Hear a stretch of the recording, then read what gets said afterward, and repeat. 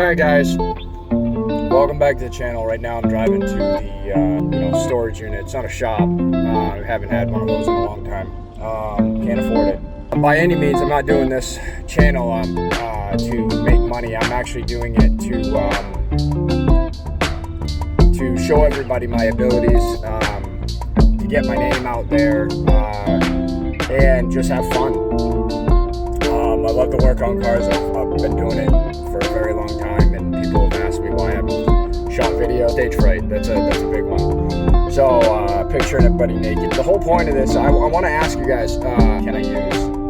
I'm using a cell phone, a Samsung Galaxy S25 Ultra. Very good quality. It just sucks because I can't hold the dang thing when I'm working on something. I can't show you guys what I'm working on or how I'm doing it. You know, it's all about learning. So I'm not doing it. I could be doing it the right way. I could be doing it a different way than other people. But everybody has their own way of doing things. And basically, I have my own way of doing things. I like doing it that way. It may take me a little bit longer, but it solves the problem where I don't have to go out and buy umpteen different parts. Long story short, what kind of camera? I mean, I don't have a lot of subscribers, if any at all. If anybody comes across my channel and wants to subscribe, put some likes down, put some views. But in all reality, I need a camera. I was thinking about one of those handheld ones. I heard those were good. I have a Nebu hat flashlight that works pretty good. I was wondering if they had a camera for your hat. Nothing bulky, but something that kind of helps out a little bit.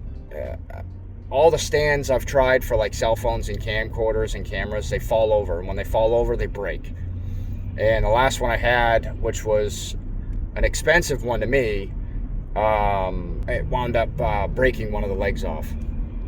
So I haven't kind of, as everybody says, grew the pair of balls to actually buy one or justify the decision to do it. I'm kind of in this. I want to start this and I want to see where it goes. I'm hoping it goes somewhere.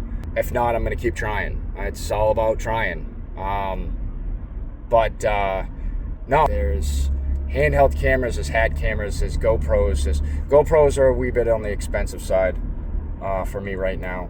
I was going to stick with the cell phone. It just seems like I'm at risk of breaking it falling over, shattering. But I'm going to put this probably not in the beginning of the video, but probably in the middle, maybe towards the end. I want to get a feel on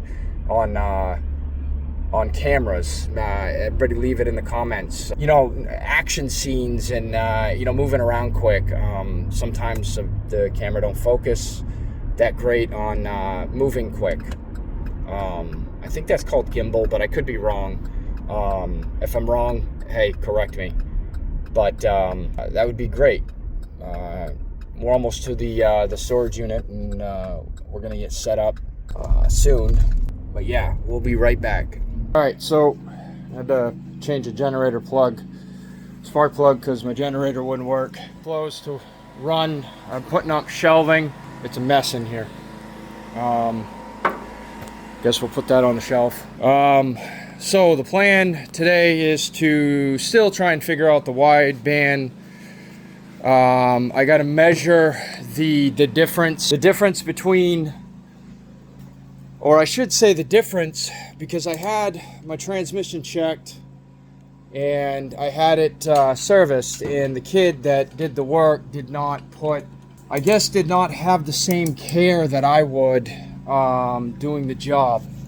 And he wound up leaving the bolts loose, left my cross member loose. So I got to check the measurements to make sure they're all set. Unfortunately, I'm still without a camera setup that can help me in this situation. But I'm gonna do the best I can with everything, with all my circumstances. I'm gonna do the best I can to show you guys what's going on. Here's so far the engine I've done. We got ceramic boots so they don't burn on the headers. We got 1 7/8 3-inch collector down at the bottom, fake cats. We got, like I said, we got silicone boots so they don't burn. I'm running Molly oil. I'm having a bit of an issue with the transmission.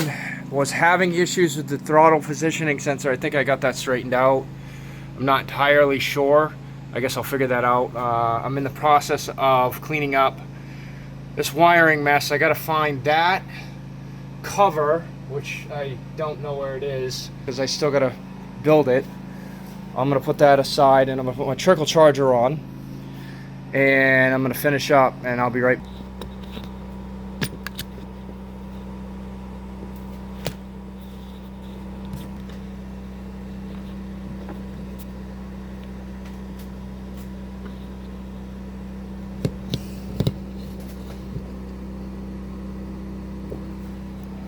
Alright guys, I know this is a little messed up, so what we're doing is, so you guys all see my face and know who I am. My name is Josh and this is Hawk's Garage. So what I'm doing is, there's this temp sensor down there, right down there, and I'm going to be putting in a painless wiring kit.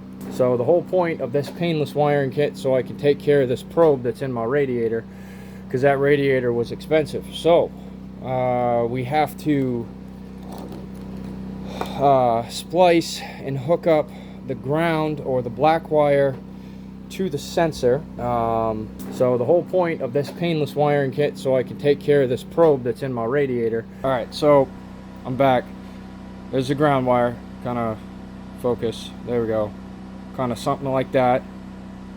And then we're going to do the rest the same way. And then hopefully this works at the temp that I bought. Alright guys, so that's a wrap. I got the painless temperature switch in. That's on the passenger side head. There's a port that you can take.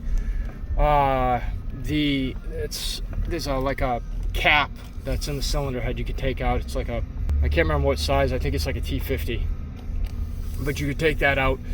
Coolant's gonna pour everywhere, obviously. Just try to be prepared when you go to put that temp sensor in. Just get in there quick so you don't lose much.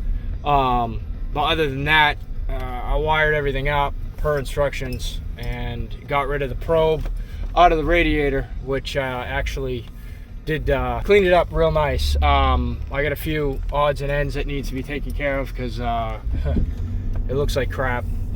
It's a lot of mistakes that I have done over the past years that I just want to undo. I don't want it looking like that. There's going to be more.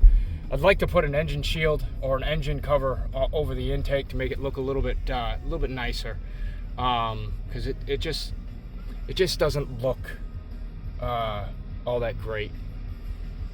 But that is a wrap for today. I am going home.